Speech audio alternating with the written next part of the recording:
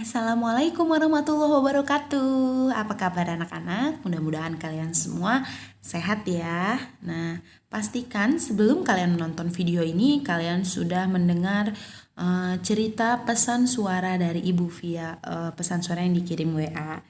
Nah, hari ini kita akan belajar tentang mengenali karakter tokoh dalam dongeng dan menemukan pesan dari teks dongeng. Oke, teman-teman. Minggu lalu kita sudah belajar tentang unsur-unsur dongeng. Salah satunya terdapat tokoh. Nah, setiap tokoh dalam dongeng memiliki karakter, sifat atau watak yang berbeda-beda gitu. Nah, sebelum masuk ke sifat dari tokoh, teman-teman, tokoh itu kan pelaku ya, pelaku atau orang-orang yang ada di dalam dongeng. Kayak tadi contoh dongeng yang barusan di pesan suara itu wataknya tokohnya ada Malin, ada Ibu Malin, Ibu Manderubaya ya, Ibu Malin, ada istrinya Malin, warga desa dan nahkoda. Jadi ada beberapa tokoh. Nah, tokoh sendiri itu dibagi menjadi dua jenis. Yang pertama, tokoh utama dan yang kedua tokoh pendukung. Tokoh utama adalah tokoh sentral, tokoh yang paling sering muncul. Jadi di awal cerita dia ada, di tengah ada, sampai di akhir cerita tokoh utama itu ada. Sedangkan tokoh pendukung adalah tokoh yang hanya ada di beberapa bagian cerita saja. Misalnya ada di awal saja, atau di akhir saja, atau bahkan di tengah saja. Nah, tentu teman-teman sudah bisa menebak nih. Dalam cerita Malin Kundang tadi, dongeng Malin Kundang, kira-kira siapa tokoh utamanya dan siapa tokoh pendukungnya ya. Nah, untuk mencari karakter atau watak dari tokoh tersebut dapat ditemukan melalui 4 cara. Ini ada di buku pena halaman 116. Yang pertama, disampaikan secara langsung oleh pembuat dongeng. Yang kedua, melalui percakapan antar tokoh. Yang ketiga, disampaikan oleh tokoh lain. Dan yang keempat, pendapat tokoh lain. Nah, jadi di cerita Malin Kundang tadi, betul sekali teman-teman. Tokoh utamanya ada Malin Kundang dan Ibu Malin.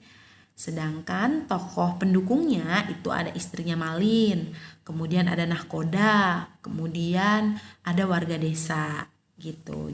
Nah, kira-kira kita watak tokoh dari Malin itu apa saja sih? Coba kita urutkan ya watak tokoh dari Malin. Sombong misalnya, kemudian yang kedua kasar karena dia berkata kasar ya pada ibunya. Kemudian tokoh dari ibunya, dari Manderubaya. Tokoh dari Manderubaya sabar, penyayang misalnya.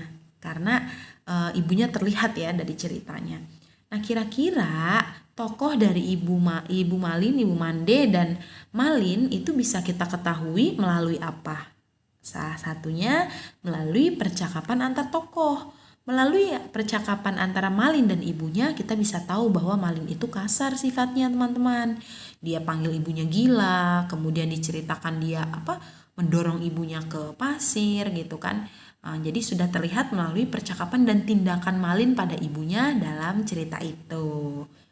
Oke, teman-teman, sekarang kita masuk ke materi yang kedua. Materi selanjutnya yaitu tentang menemukan pesan dari teks dongeng.